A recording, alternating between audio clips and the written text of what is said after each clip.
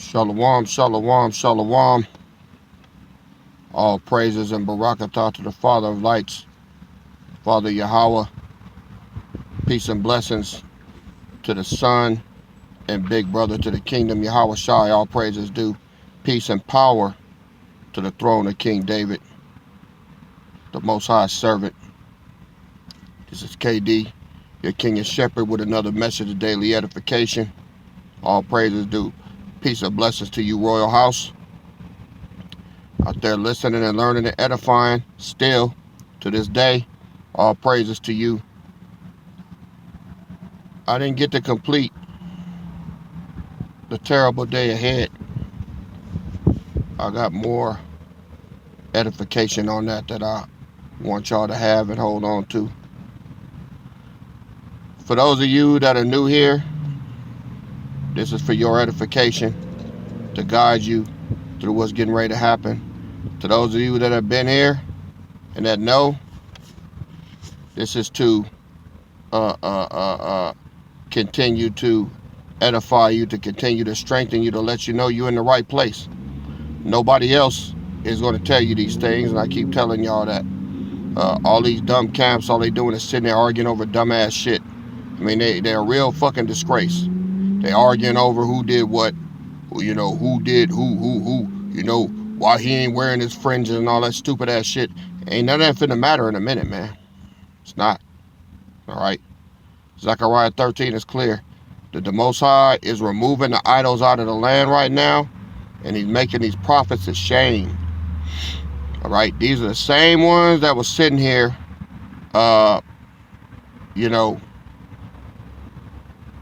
bashing women for wearing pants and bashing people because they ate a goddamn pot of gumbo or something. Man, it ain't even about that. Now look at them. Oh, and I'd like to address very quickly, I cannot remember who said it. I think it was Bo Tomlin. You said that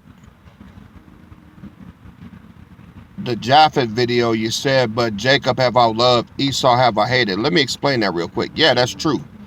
But see, y'all kind of get it confused. You think that because the Most High said he hates Esau, it's not just that he hate him, it's why he hate him.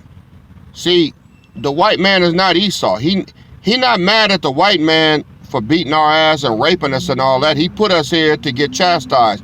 What he's mad at the white man for is that they went past their time to do that. They're still doing it. See, the scripture, roughly paraphrasing, said when the time of their captivity had an end, they supposed to let us go. They didn't do it, so he's mad at them for that. But he hates Esau for selling us to this damn white man. He hates Esau because even the Judites that tried to escape, Esau stood in the way and cut us off and put us into the hands of this white man. So as our brother, he didn't even grieve. He didn't even have any type of remorse or sadness for us that we was going into captivity, and he still don't. That's why the Most High hates him.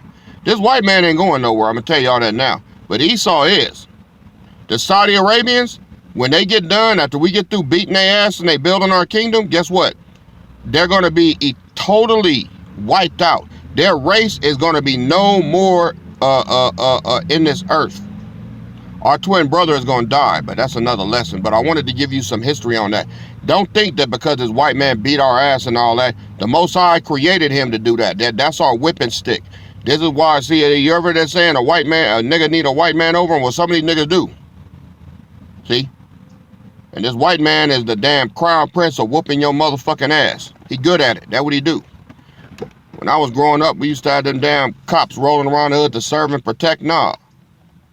It said to serve, protect, and break a nigga's neck. They ain't protecting shit. They protect their own people, and they in the ghettos where we at, like a fucking military camp, posted up, ready to shoot you over a goddamn honey bun. Okay? They don't give a fuck. So, that's why he said a nation of fierce countenance. But enough of that right now. We'll get on that at a later date. I want to get on the day of darkness ahead. All right. Why is it going to be so terrible? I told y'all before that the system is going to be implemented. It's just not going to last. That rock That rock is going to smash the entire system and plunge this world into darkness. Spiritual darkness, physical darkness, social darkness, every level of wickedness that you can see, the Most High is going to plunge this nation and this world into darkness for what they did to us. This world is going to pay a heavy price for touching the Most High's children. So they better get ready. And it's already started. Those of y'all that think this is a joke and it ain't happening, you're delusional. He said in 2 Thessalonians chapter 2, verse 11, he's going to send strong delusion that you will believe a lie because you took pleasure in unrighteousness. All you law keepers, churchgoers, all of y'all, you're taking pleasure in unrighteousness, and he's blinded your mind to where you can't see what the fuck is going on until he wants you to. It's just my job to continue to put it out there so that when it goes down, y'all can't say nobody told you. Job 16:19, my witness is in heaven and my record is on high. Everything I'm doing now is being recorded. You might not believe that, but you will when the time comes. All right? So, let me get some scriptures to what I'm trying to tell you, to prove to you that this system is going to crash. Back in the hard copy, y'all. Now, I have it on my phone, but you know what they did? The app that I had, there was no commercials and all that. They froze the app to force me to reload it so they could add the fucking whatchamacallem on there. Chicken shit. Do y'all know what they done out here too in California? Guess how much time pedophiles get now for raping and fucking little babies? 2 days in jail, that's it. Just passed the law. So you think this place ain't in his wits end? All these fucking faggots, man. All these damn perverts and pedophiles, like touching on little babies and shit. 2 days in jail. Man. You know, that's all I can say. But let's go to 2nd Esdras.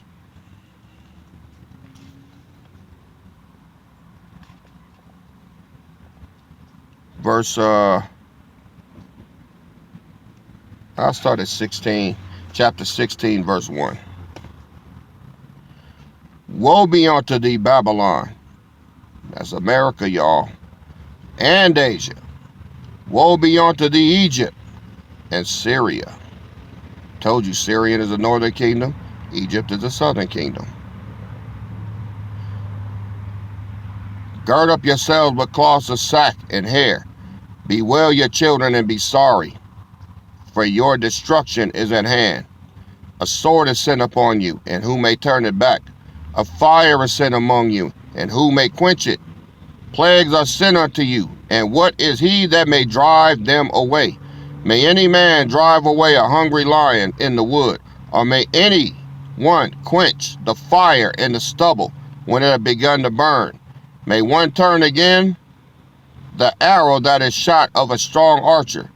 The mighty Lord sendeth the plagues, and who is he that can drive them away? A fire shall go forth from his wrath, and who is he that may quench it? He shall cast lightnings, and who shall not fear?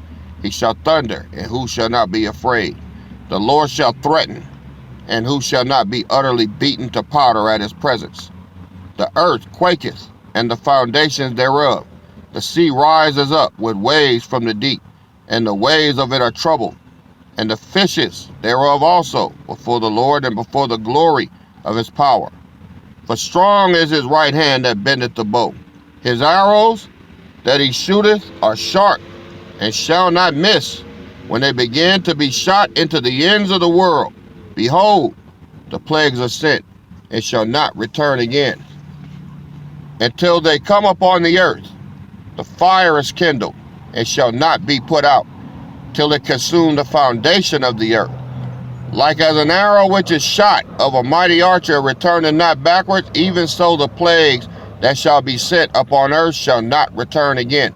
So it's never going back to the way it was. Esdras said, woe is me, woe is me.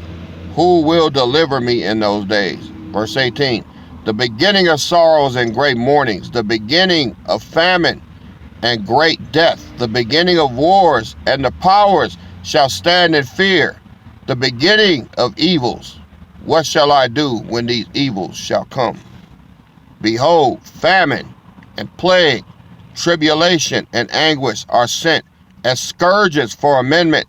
That means he beating your ass to try to get you to turn away from your wickedness. All right?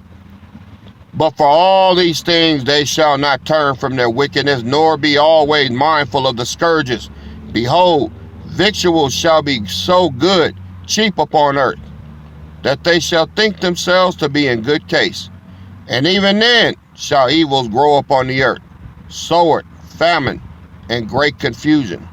For many of them that dwell upon the earth shall perish of famine, no food. And the other that escape the hunger shall the sword destroy. And the dead shall be cast out as dung, and there shall be no man to comfort them. For the earth shall be wasted, and the cities shall be cast down. There shall be no man left to till the earth and to sow it. The trees shall give fruit, and who shall gather them? The grapes shall ripen, and who shall tread them? For all places shall be desolate of men. All places shall be desolate of men, so that one man shall desire to see another man, and to hear his voice. For of a city there shall be 10 left, and 2 of the field, which shall hide themselves in the thick groves and in the clefts of the rocks. Why are they going to do that? They're going to be afraid. I told you, they're going to be armed militias out here, hunting people down, killing them, taking what they got, raping their wives, beating and raping their children. It's coming, all right? As in an orchard of olives, upon every tree there are left 3 or 4 olives, or as when a vineyard is gathered, there are left some clusters of them that diligently seek through the vineyard. Even so in those days there shall be 3 or 4 left of them that search their houses with the sword. And the earth shall be laid waste, and the fields thereof shall wax old. And her ways and all her paths shall grow full of thorns, because no man shall travel therethrough. The virgins shall mourn, having no bridegrooms. The women shall mourn, having no husbands. Their daughters shall mourn, having no helpers. In the wars shall their bridegrooms be destroyed, and their husbands shall perish of famine. Now, Most High telling you this to let you know, whatever man you think you got, he's not going to be able to protect you. I don't care how big he is. I don't care how strong he is. I don't care how many push-ups he can do. I don't care how fast he can run. I don't care how many guns he got. I don't care how many bullets in his stockpile. I don't care how many bottles of water that he got in his garage or in his car. It's only going to last a while, and then he ain't going to have shit. And you ain't either. If you're not a son or daughter of the Lord, and you're not an elect northern kingdom,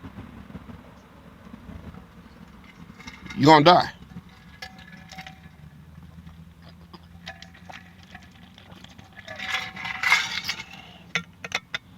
Now I showed y'all that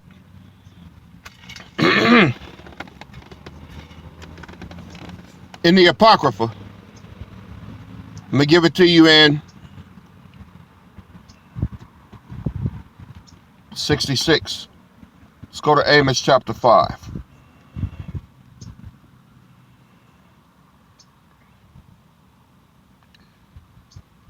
Amos chapter 5.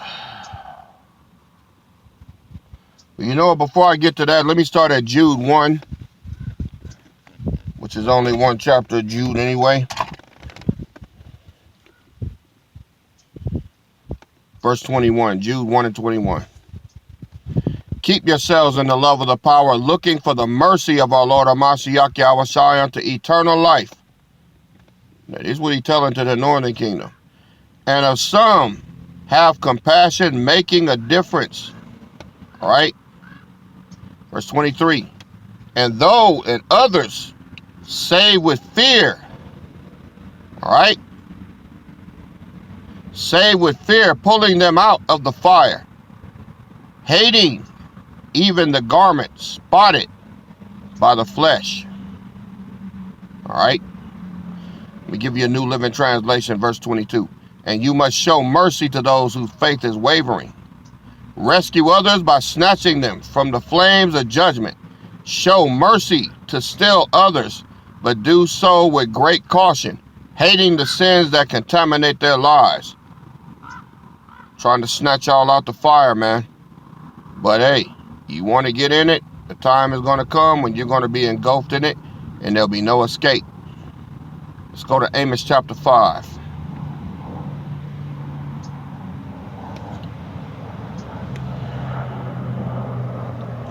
We'll start at verse 10. They hate him that rebuketh in the gate, and they abhor him that speaketh uprightly. Now, it says they abhor him, all right, that rebuketh in the gate. So, when it says him, you know him is singular. It doesn't say they hate them that rebuketh in the gate. It says they hate him, which is singular. That means there's going to be one man rebuking in the gate. Who do you see rebuking the gate other than me? All these camps say rebuking in the gate, arguing over no damn fringes that the Most High don't give two fucks about. All right, let's move on. For as much, therefore, as your treading is upon the poor, and you take from him burdens of wheat, you have built houses of hewn stone, but ye shall not dwell in them. Ye have planted pleasant vineyards, but ye shall not drink the wine thereof. New Living Translation. Verse 10. How do you hate honest judges? How do you despise people who tell the truth? You trample the poor, stealing their grain through taxes and unfair rent. Therefore, though you build beautiful stone houses, you will never live in them. Though you plant lush vineyards, you will never drink wine from them. Verse 12. For I know your manifold transgressions and your mighty sins. They afflict the just, they take a bribe, and they turn aside the poor in the gate from their right. New Living Translation.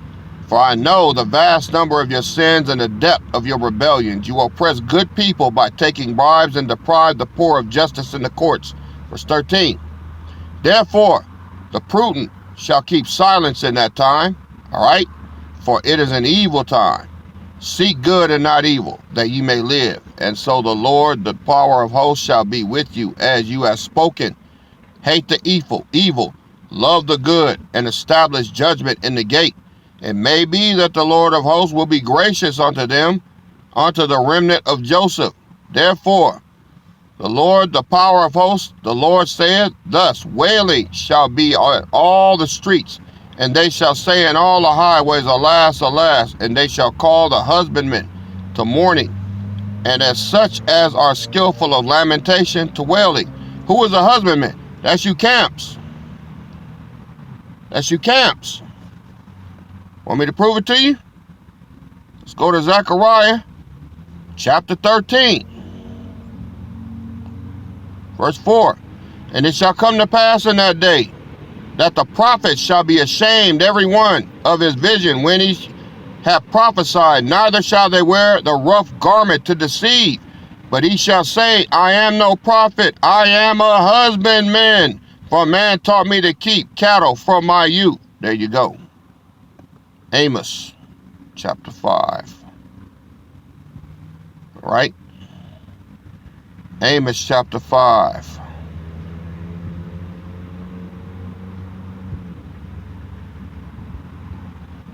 Starting at verse 16. Therefore the Lord, the power of hosts, the Lord saith, thus wailing shall be in all the streets, and they shall say in all the highways, alas, alas, and they shall call the husbandmen to mourning, and such as are skillful of lamentation to wailing. You camps is going to cry, and in all vineyards shall be wailing, for I will pass through thee, saith the Lord. Look what he says in verse 17, New Living Translation. I'll start at verse 16. Therefore, this is what the Lord of heaven's army says. There will be crying in all the public squares and mourning in every street. Call for the farmers to weep with you and summon professional mourners to wail. There will be wailing in every vineyard, for I will destroy them all. He gonna destroy y'all. Verse 18. Woe unto you that desire the day of the Lord. To what end is it for you? The day of the Lord is darkness and not light. He telling you stupid ass camp niggas that you desire the day of the Lord, not knowing what end it is for you. What sorrow awaits you, who say, if only the day of the Lord were here. You have no idea what you're wishing for. That day will be darkness and not light. Why is that? Look at verse 19. As if a man did flee from a lion and a bear met him, or went into the house and leaned his hand on the wall and a serpent bit him.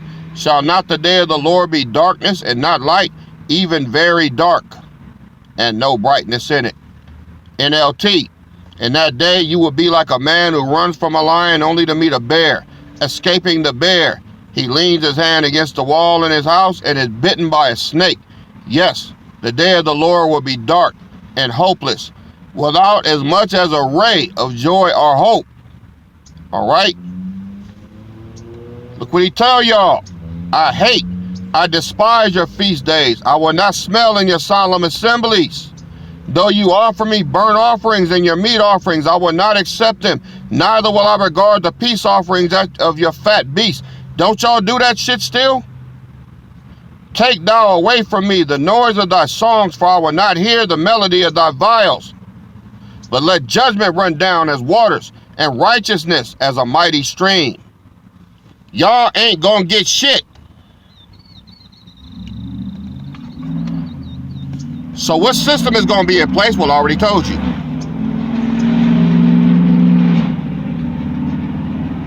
I already told you. The system, the beast system is gonna get put in place, but we're gonna smash it. And then the killing is gonna begin. All right? We get out and we're not only gonna get everybody on the surface, we going underground to snatch all of these damn underground cities that they got. We're gonna decimate them too. It's gonna be death, death, death for 34 years. Got to read the war scrolls in order to understand that. 34 years of killing. All right? I believe it's every 7 years we're going to get a year off, and then we're going to be right back at it. So during that time, we're going to be protecting our women, our children, our nation, and our way of life. That's what the power is for. And we're going to kill so many people that in every city, might be 10 people left out of 4 or 500,000 people. Guess what? It's gonna be like a cluster of grapes. Maybe 100 or 1,000 in the entire city. Okay? So that means no factories, no manufacturing. All right? The only ones that are gonna be eaten are the royal house of Judah and the Israelites.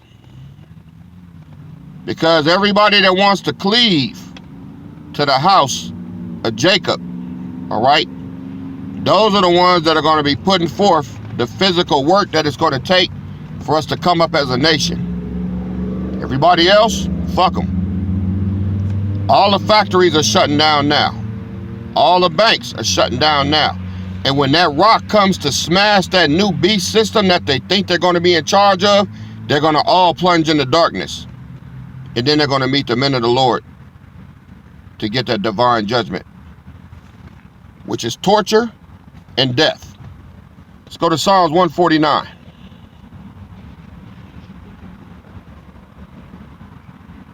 Psalms 149.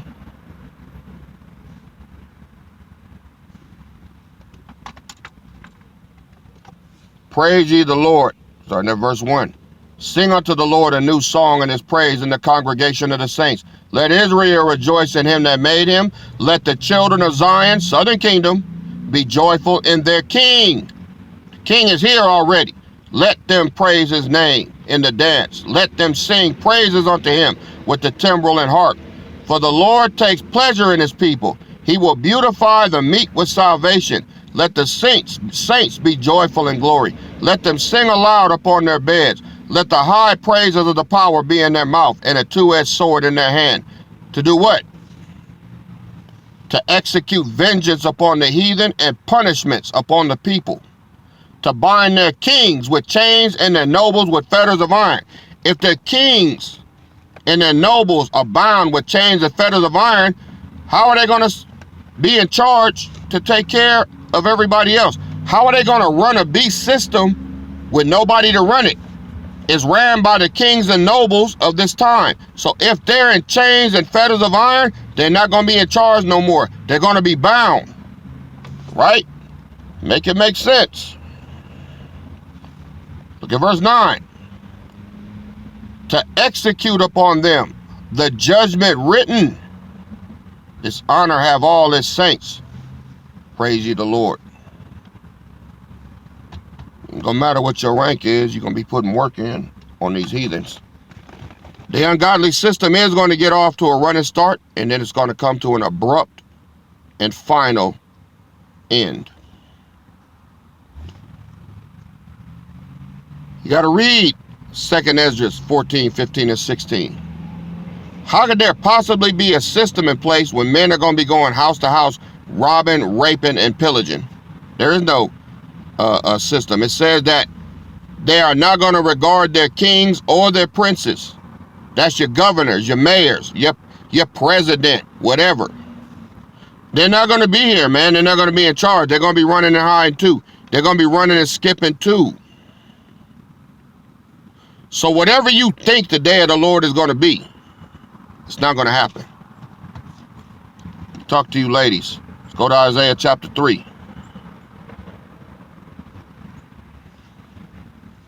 Let's go all the way down.